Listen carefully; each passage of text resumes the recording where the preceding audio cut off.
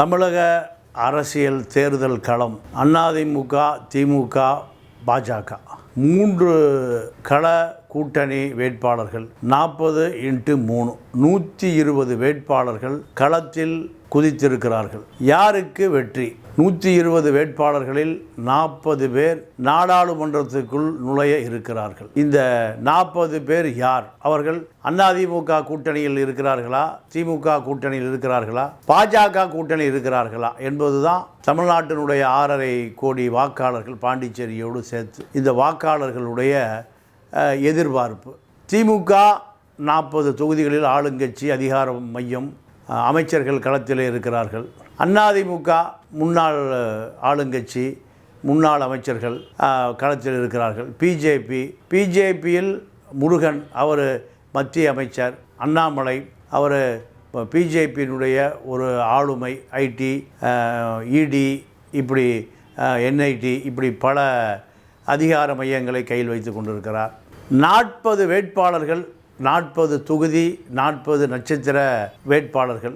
அப்போது 40 நட்சத்திர தொகுதி வேட்பாளர்கள். கனிமொழி கலைஞரனுடைய மகள், தமிழ்நாட்டினுடைய எதிர்கால முதலமைச்சர்.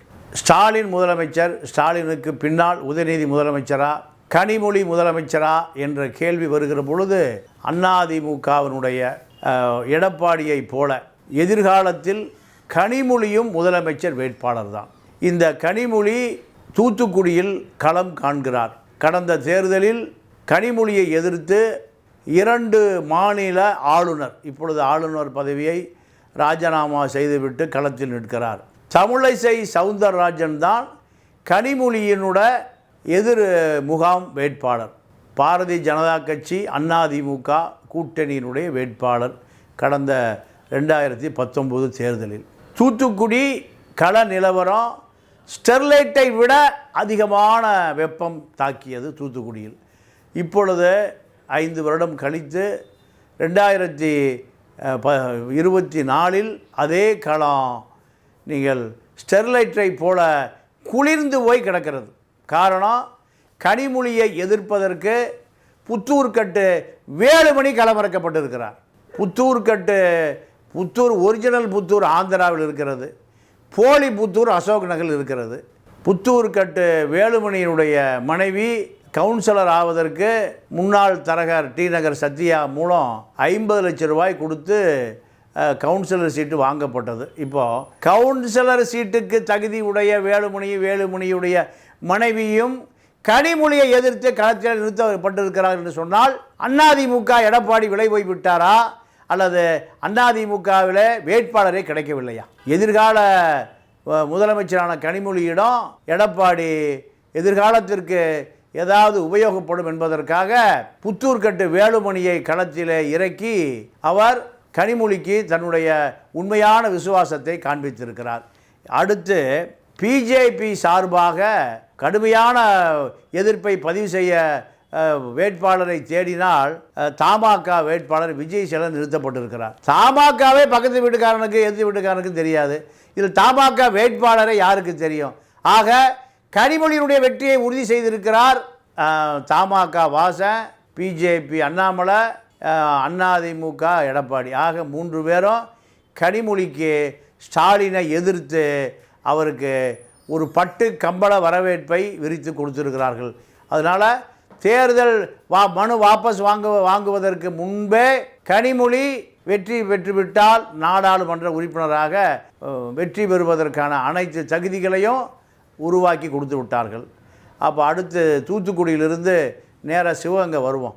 சிவகங்கையில் சிதம்பரத்தினுடைய அருமை மகன் கார்த்திக் சிதம்பரம் வேட்பாளராக நிறுத்தப்பட்டிருக்கிறார்.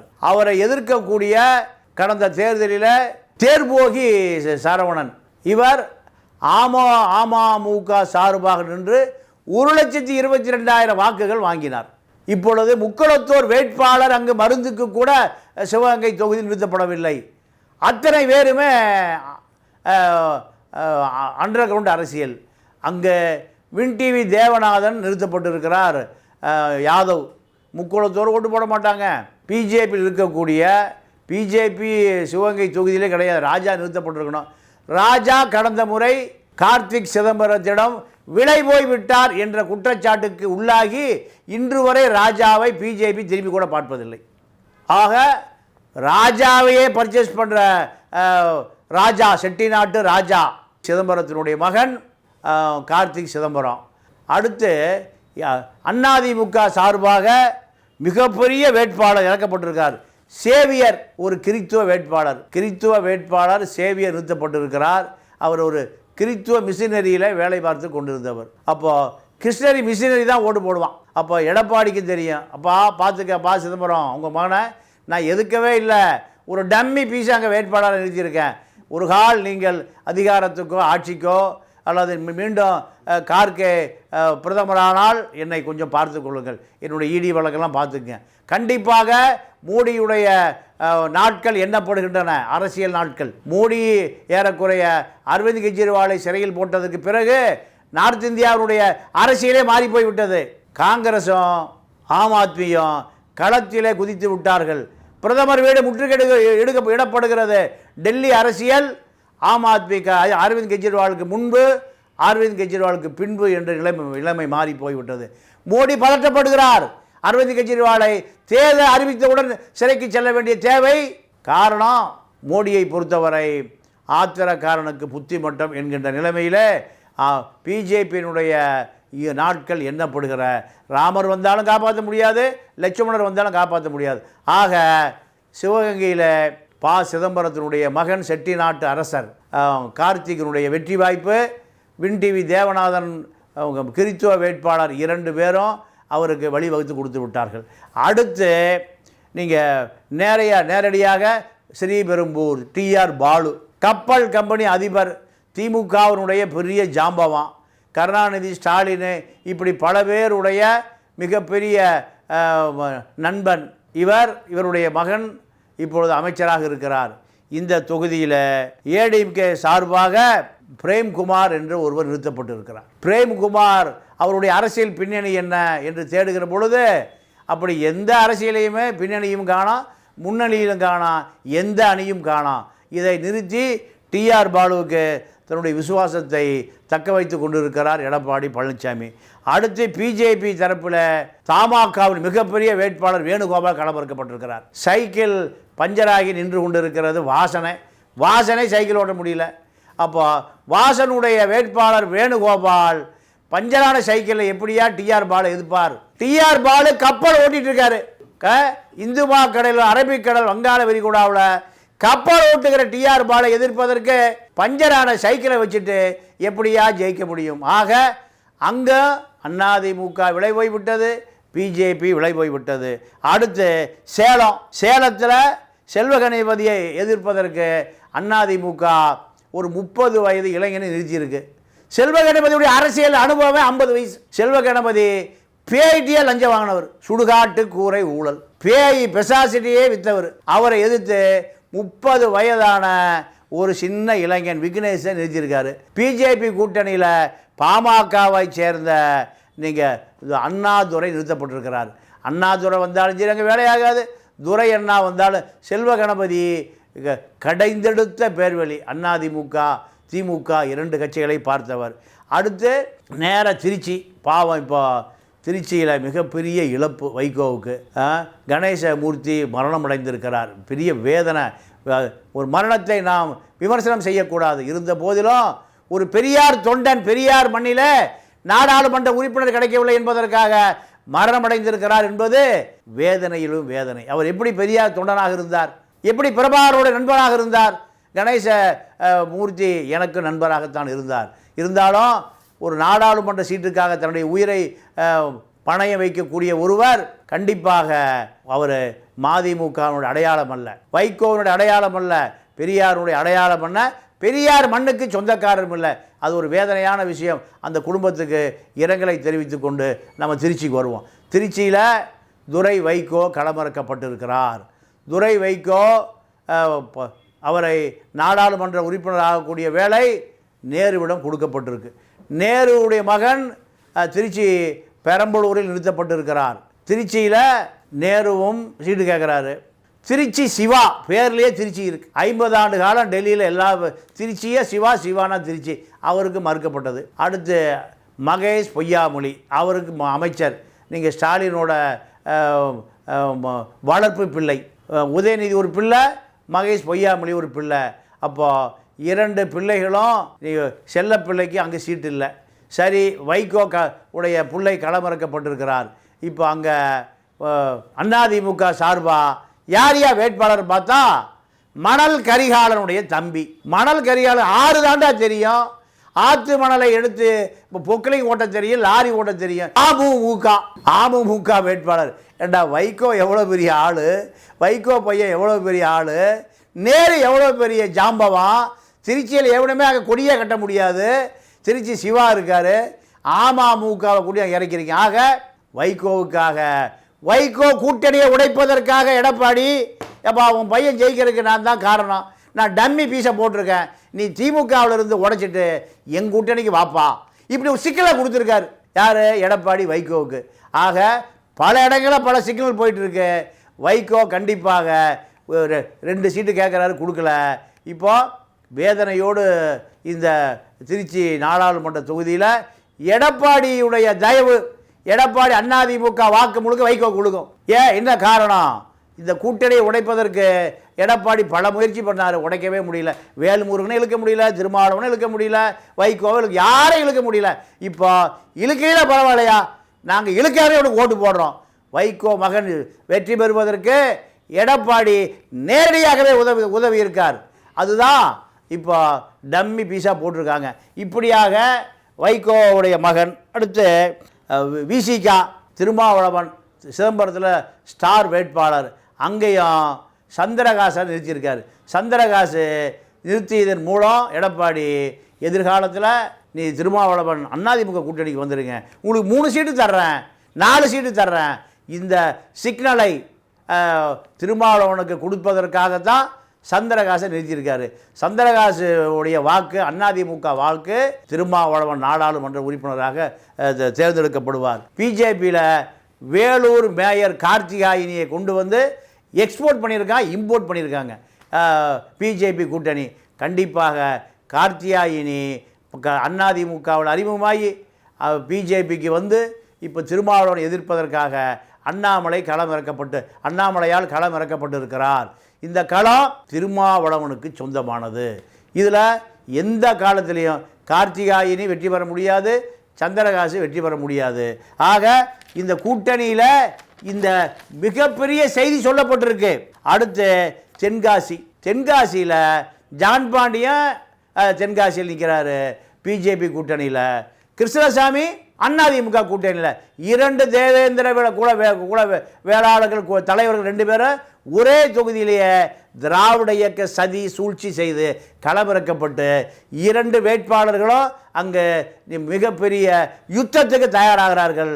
இதில் கனிமொழியினுடைய நண்பி டாக்டர் ராணி அரசு மருத்துவர் வேலையை விட்டுட்டு அந்த அம்மா இப்போ மிக எளிதாக வெற்றி பெறும். காரணம், தேவேந்திர குல வாக்கு உள்ள பகுதி தமிழ்நாட்டினுடைய தென்பகுதி. 2 தொகுதிகளில் ஜான் பாண்டியனையும் கிருஷ்ணசாமியும் களத்தில் இறக்கியிருந்தால் தேவேந்திர குல வேளாளர்களுக்கு 2 நாடாளுமன்ற உறுப்பினர்கள் கிடைச்சிருப்பாங்க. இப்போ கிடைக்கலனா கூட எதிர்காலத்தில் அந்த தொகுதி திருமாவளவன் தொகுதியை போல ஒரு ஸ்டார் வேட்பாளர் தொகுதியாக மாறி இருக்கும் கிருஷ்ணசாமிக்கும் ஜான் பாண்டியனுக்கும். ஆனால் பிஜேபியும் திராவிட இயக்கங்களும் மாறி மாறி சதி சூழ்ச்சி வலையில் வெட்டின பள்ளத்தில் ஜான் பாண்டியன் விழுந்துட்டார், கிருஷ்ணசாமி விழுந்துட்டார். ஆக அந்த சமூகத்தை மேல் தூக்கி விடுவதற்காக போராட வேண்டிய 2 பேரும் தன்னுடைய சுயநலத்திற்காக அந்த சமூகம் எஸ்சி பட்டியலிருந்து பிசி பட்டியல் வருவதற்காக பட்டியல் வெளியேற்ற வேணுமையா எங்களுக்கு.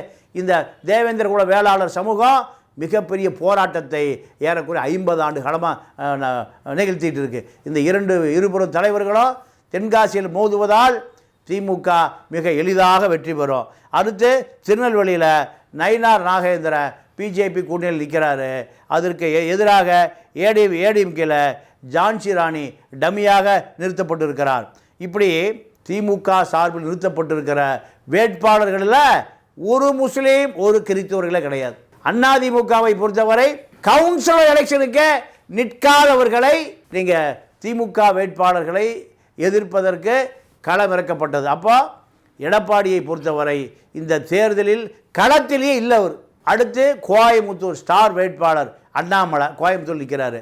அங்கே ஜெயலலிதா இருந்த காலத்தில் ஜெயலலிதாவை நீங்கள் ஆய்வு செய்து டாக்டர் பட்டம் வாங்கின கணபதி ராஜகுமார் என்ற முன்னாள் அதிமுகவுடைய கோவை மேயர் திமுகவில் செந்தில் பாலாஜியோடு வந்து இப்போ அங்கே களத்தில் இறக்கப்பட்டிருக்கிறார். அவர் பெரும்பான்மையான கொங்கு வேளாளர் சமூகத்தைச் சேர்ந்தவர். அண்ணாமலை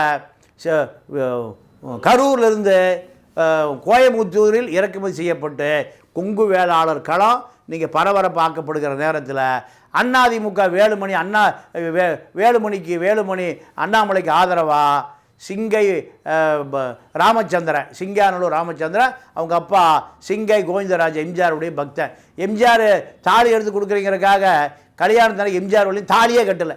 எம்ஜிஆர் பதவி பிடிச்சி ஓடியாந்தார். என்னடா இப்படி இருக்கா முட்டாப்பாய, ஏண்டா கல்யாணம் பண்ணுறா, ஏண்டா அந்த பொண்ணை வாழ்க்கையை நாசம் பண்ணிடாதுன்னு எம்ஜிஆர் மறுபடி 10 நாள் கழித்து வந்து தாலி எடுத்து கொடுத்து தலைவன் கட்டினாதே தாலி கட்டுவேன், பொண்டாட்டியே வேண்டாயா. இப்படி அவருடைய கோவிந்தராஜுடைய மகன்தான் இப்போ சிங்கை ராமச்சந்திரன். அவர் களத்தில் இறக்கப்பட்டிருக்கார். நாயுடு சமூகம். அப்போது வேலுமணியுடைய விசுவாசம் அண்ணாமலையை காப்பாற்றுவதற்கு நாயுடு சமூகத்தைச் சேர்ந்த சிங்கை ராமச்சந்திரன் களமிறக்கப்பட்டிருக்கிறார். திமுகவில் கொங்கு வேளாளர், அண்ணாமலை கொங்கு வேளாளர் பெல்ட்டு, வேலுமணி செந்தில் பாலாஜி எல்லாம் களமாடிய கொங்கு பெல்ட்டில் நாயுடு சமூகம் புறநகரில் இருக்குது. கோவையை பொறுத்தவரை இந்த நாடாளுமன்ற தொகுதி கொங்கு வேளாளர்களால் நிரப்பப்பட்ட பகுதி. அப்போது இந்த பகுதியில் வேலுமணி எடப்பாடி 2 பேரும் அண்ணாமலைக்கு வழி வகுத்து கொடுத்திருக்கிறார்கள்.